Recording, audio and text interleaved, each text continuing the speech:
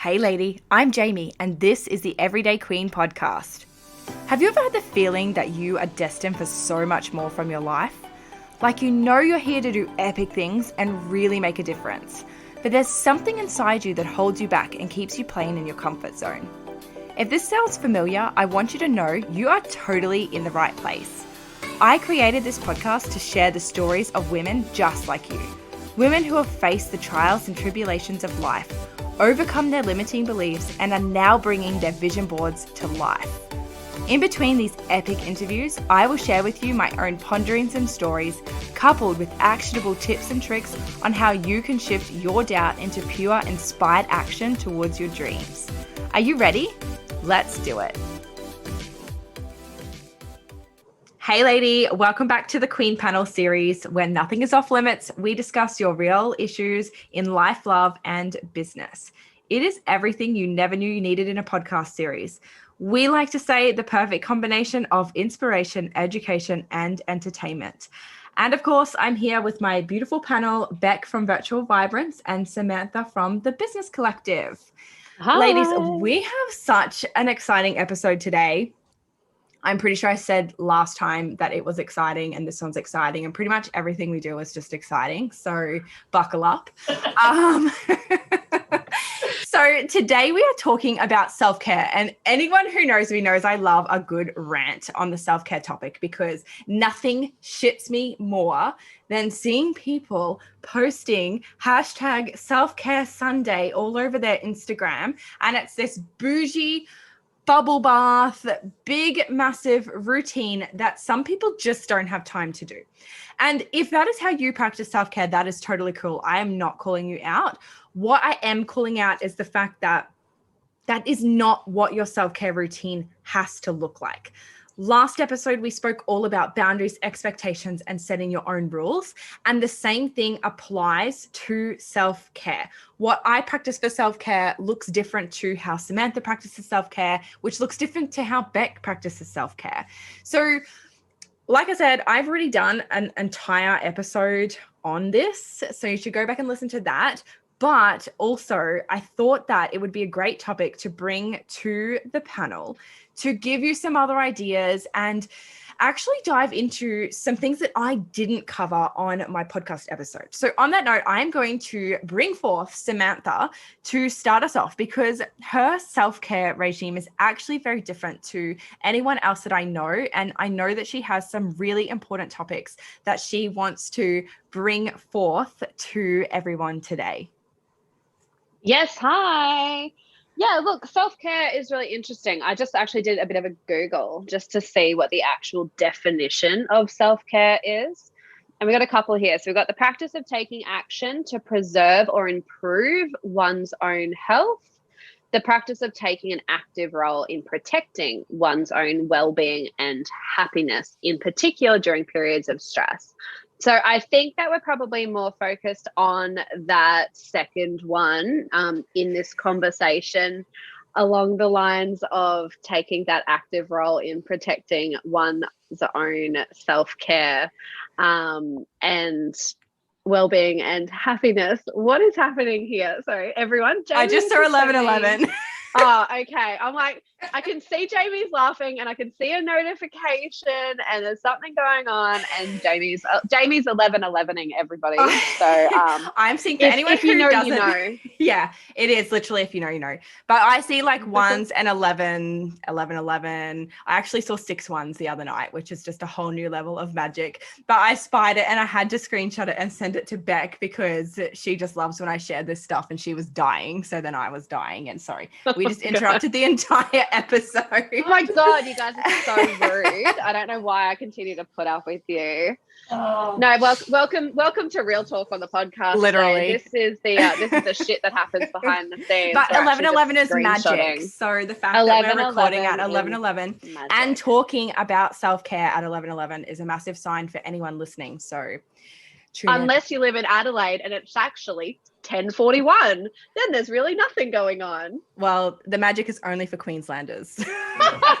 Anyone else, don't bother. I have to wait another 28 minutes for my magic to come in. I'll keep you all posted. Yeah, so I wanted to talk about that second one, really, that active role in protecting one's own well-being and happiness, because I do think that's what it's all about. And I definitely do love a bubble bath as much as the next person. I know a big old, I want to say bowl of wine, not even a glass of wine, a bowl of wine, a book, and a bath. There's your 3 Bs. I think that's a really, really good way to kind of wind down. But I think we need to look at self-care, not just as those tiny little moments that we take for ourselves, but look at it on a larger scale of things as well. So I know exercise is a really big form of self-care for a lot of people. I think we can safely rule that out for the three of us. But for a lot of people, they are obsessed with, their 6 a.m. Pilates and all that jazz, and that is brilliant. But the big primary thing that I do for my self-care is I see my psychologist. And it's something that I wanted to talk to you guys about today. For a couple of reasons. One, I wanted to kind of run through the process involved in engaging a psychologist, and I guess some of the reasons behind it as well, because I suppose I think we think of therapy or people who go to a psychologist are people who have undergone, really significant trauma or life events, or they've got a problem. That's, I think, how we kind of look at it. And therefore, I think when we look at it internally, it's kind of like, well, I don't need to go because I don't have a problem. And I think that there's some that just kind of needs to end. So first of all, the process. So I went to my GP and got a mental health plan. If you are here in Australia, there is a significant amount of funding available for mental health through Medicare. So your first step is that. However, make sure your GP knows you're coming in to discuss a mental health plan, because you do need to allocate a longer session to be able to complete the necessary paperwork, questionnaires, et cetera, to go through and qualify that. Secondly, unfortunately, we are in the middle of a pandemic. So there's kind of a few different ways to go about it. There are clinics and psychologists who are available under that Medicare scheme completely free of charge. However, everyone's engaging these services at the moment. So you can kind of have like a 6-month wait to get into these free clinics. I chose not to do that. I did my own research on a few different clinics and practices and therapists to see who I thought I would kind of gel with. I also have private health insurance. So personally, my out-of-pocket expense every time I see my psychologist is around that kind of $45, $50 mark, just to give you an idea. But you can literally call places and say, I'm coming through on a mental health plan. Will there be any gap? Are they taking on new clients? Everyone's been super helpful during that process when I was trying to find a psychologist. So definitely don't be afraid to kind of make those calls. I'm sure they get 100 of them a day, and they'll be able to talk you through sort of availability and any out-of-pocket expense that you might get. You do also then have to check back in with your GP after 6 sessions to keep qualifying. And I believe at this point in time, there is a total of 20 sessions subsidized or fully funded by Medicare available. So that's just a bit about kind of the hows. The why for me, I guess I have a lot of stress, and I carry a lot of stress. I have a complete inability to turn off my brain. And it was something that was really starting to just impact on the quality of my life.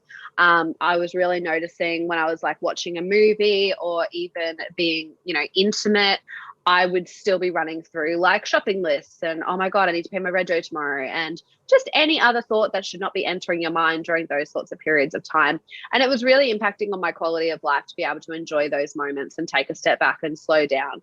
So that was kind of a trigger point for me as to why I was like, I don't think that this is the way that I need to live my life. I don't think this is the only way that my brain can work or that I can work.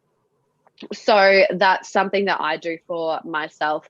And it's actually great. You know, you probably be, I mean, I feel like some people be surprised, some people won't be surprised by just like the catharticness of being able to talk to a completely objective third party in regards to kind of what's going on in your mind.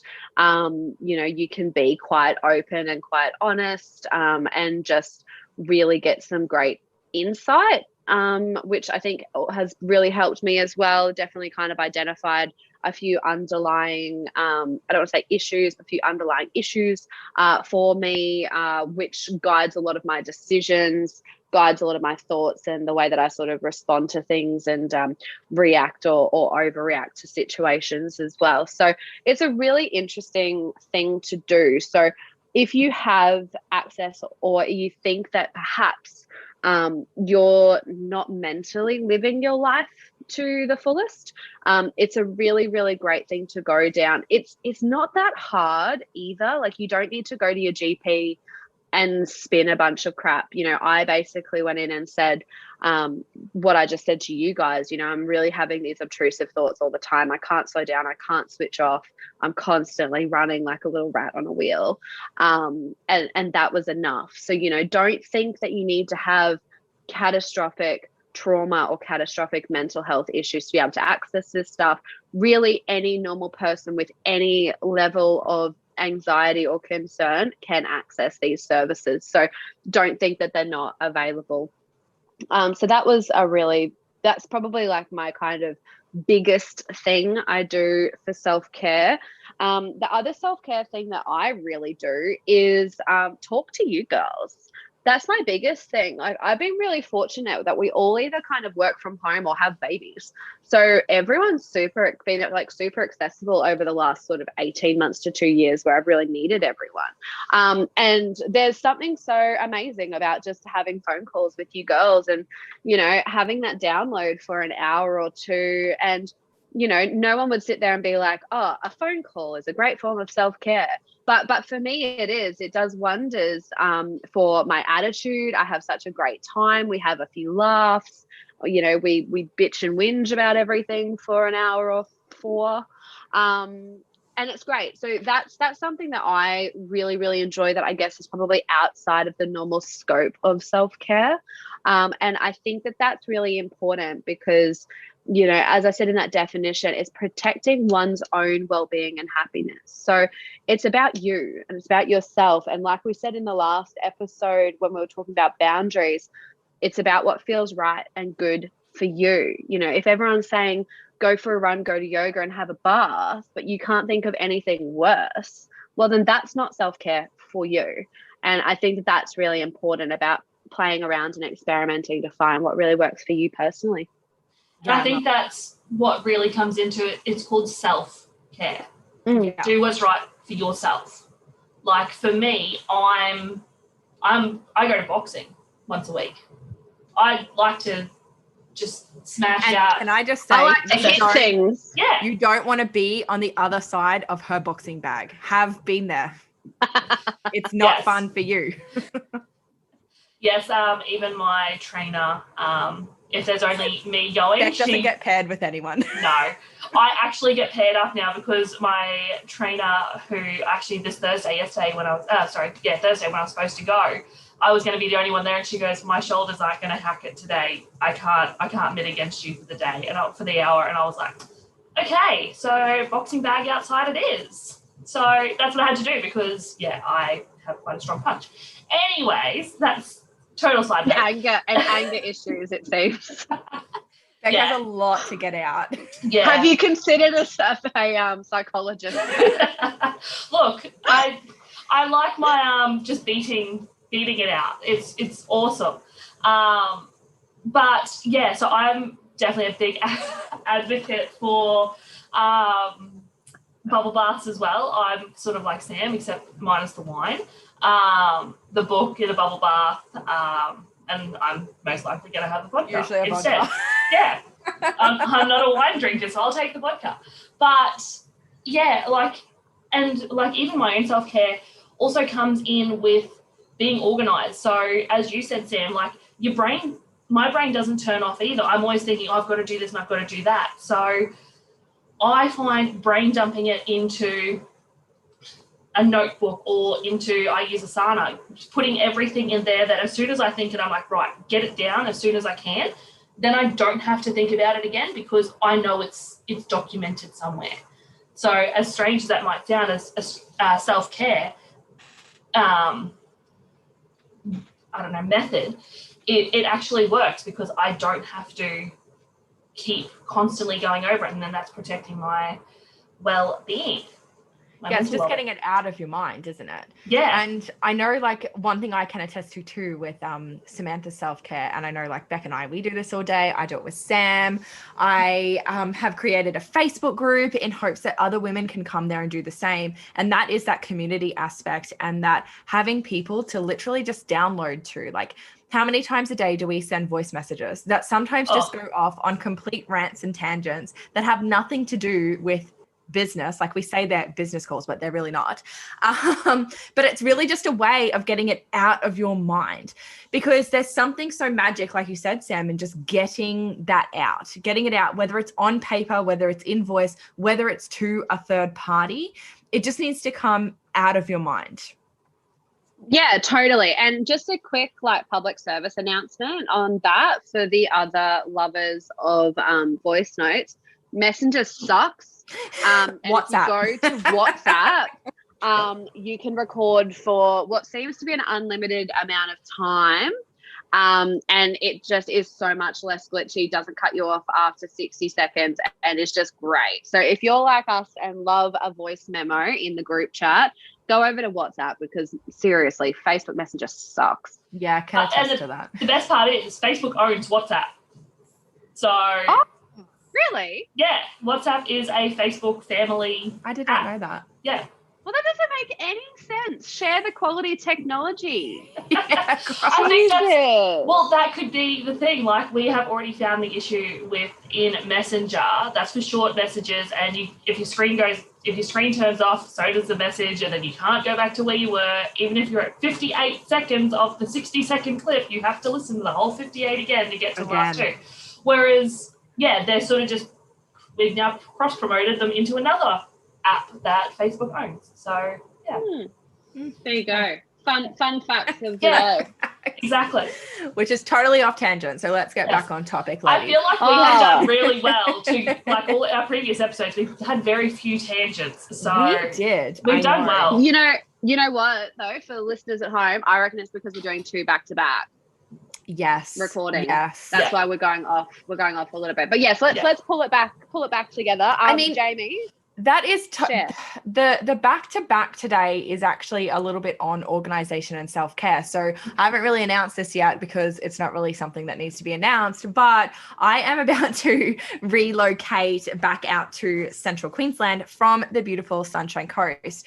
So like Beck said, with being organized, being part of her self-care regime, that is very much part of mine.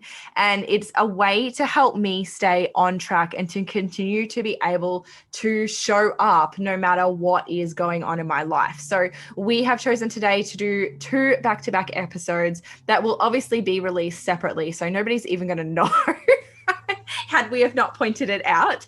But that was so that we were organized. And it's the same as my social media content. I showed Beck the other day so she can attest to this being true. I have about 20 reels that I have created and saved in drafts so that I can continue to put my content out. And I've got my Plannerly set up so that it can auto post any static posts for me, because being organized for me is really important. If you came to my house and saw my house at the moment, you would be like, she's a liar, and totally call me out because it does not look like I'm an organized person, but I swear that I really am. It's organized chaos. You know where everything is. At the moment it is organized chaos. And the other thing is as simple as organizing your meals for the week. So I did a video on Instagram, it was months ago now, about how I actually prep for the week. And it doesn't always look the same. Some weeks it is just a meal plan that goes up on my fridge, so I don't have to think about what I'm cooking for dinner every night. Other weeks I've actually prepped all of the vegetables in containers with the days on them. So I don't have to do, yes, Sam, that's what I do. It's a game so changer. aggressive. Trust me. When you have an 8-month-old, you'll understand.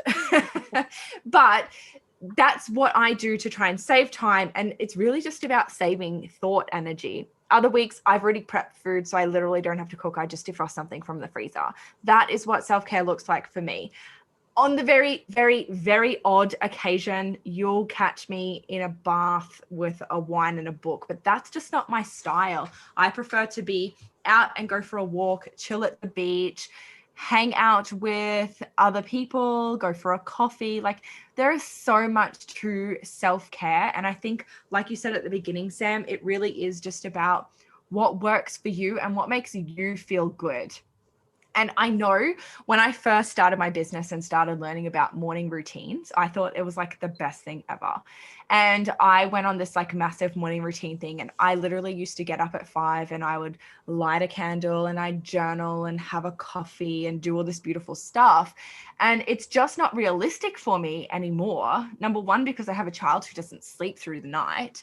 And number two, because I have a child who gets up with me. And try journaling with an 8-month-old crawling over you. It is far from the harmonious thing that people make it out to be. So copying other people's morning routines or self-care routines, it just doesn't work. It's not the same. Their life isn't the same as yours. What works for them doesn't always work for you. They're on different time frames. Like, I personally can't think of anything worse than getting up at 5 a.m. and meditating for 2 hours on the beach that I know some people absolutely love. And I know, Sam, you're huge on the complete detest of meditation. It's not your jam at all. Like, but your thing is meditation and journaling can just take a running jump. Yeah, I'm with you on journaling. I love journaling. And the other thing that we haven't touched on is, if you're not in the position where you are willing or wanting to open up and go down the path of therapy, this is where having a mindset coach or someone in the coaching industry to just talk to, or to have there supporting you and kind of seeing like your blind spots, can be super beneficial as well. So I always have multiple coaches on the go. I also am part of multiple memberships that I use for self-care and learning and personal development. And for me, that's where I thrive and that's how I thrive. So I am in a bad routine of it at the moment, but I usually try once a week to jump onto a live coaching call with one of my coaches, and we do pure mindset work.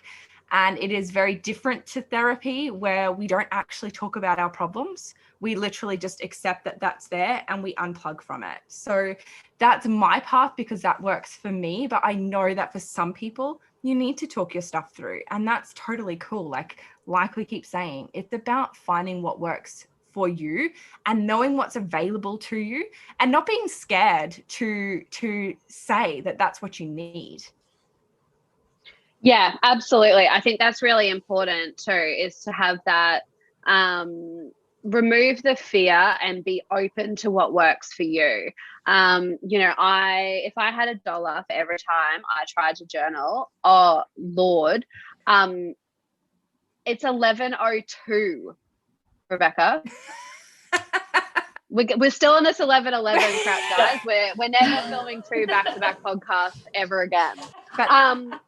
But no, it's really important to not be afraid of things, be open to things, and again, just really kind of go with your gut. So I know, so even with my psychologist, she wants me to journal.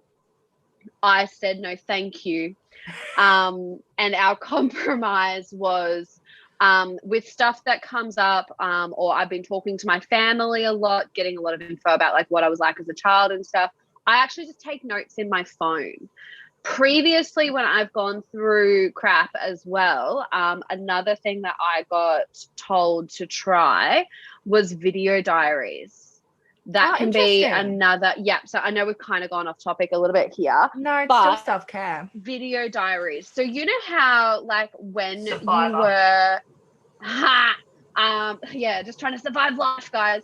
When you were a kid, and or not like a kid, but say you were like a teenager and you had your first love and then they broke your heart. So then you'd sit there and like write a letter to them or whatever and like do a ceremonial burning because we're all woo-woo when we were 15. It's like the equivalent of that as an adult. Like, so do a video diary. So if there's something like you want to say to someone or yourself or your previous self, your parents, if you have a traumatic relationship with parents, whatever it might be, if journaling does not feel organic to you, try video diaries, because I can obviously talk under wet cement. And I did find it really, really cathartic. And then the only challenge is don't dwell on them. So I would like record it, watch it, feel everything, and then delete it, because you don't need to kind of go back on that sort of stuff. It's just another way to download, which, as we know, is a really, really great way to self-care. I think that deleting is important too, because it's, again, getting a bit woo-woo, but it's very ritualistic. Like when you're getting it out and then, you know, you're going through it, you let yourself feel it. And then the deleting is you letting it go, because it's all good and well to feel these things and to have these things happen. You can't sit and dwell in them and let them take over everything. Part of self-care is being able to work through that stuff and letting it go so that you can keep your cup full and you can continue to show up as the best you. Because the whole point of us sharing this was that as business owners, particularly, if you're not looking after you, you're not showing up as the best you, which means that your business isn't getting the best version of you and your clients aren't getting the best version of you. What's the point? Mm-hmm. Yeah. I feel like this comes back into our previous podcast, which was making your own rules. So yes, I know, like, I set my rules that I set my expectations that with my clients that I'm not going to be working 24/7 for you, because I need time to myself. Yeah, I need time to reset. I'm not going to work 7 days a week. I'm only working whatever days I choose to work. Yes. So, yeah. And that's your choice. Like we said, it's about you and what works for you. Yeah. So I feel like we've really, really given you a lot of different options, different things to try. And you know what? I would actually love anyone listening to this, if there's something that you do that we haven't covered that really helps you fill up your cup, come over to Instagram and comment on the post for this episode and let us know so that we can share that with other people as well, because it really is about trial and error, finding what works for you and keeping your cup full. So thanks everyone for listening, and we will speak to you soon. Thanks for listening, lady. If you love this episode as much as I loved recording it, please leave me a review on iTunes. For more inspiration, come and join me on Instagram at Jamie Lee White, or in my VIP Facebook community, Everyday Queens, Women in Business Creating Their Dream Life, where I share all of my business and mindset advice. Until then, have a beautiful week.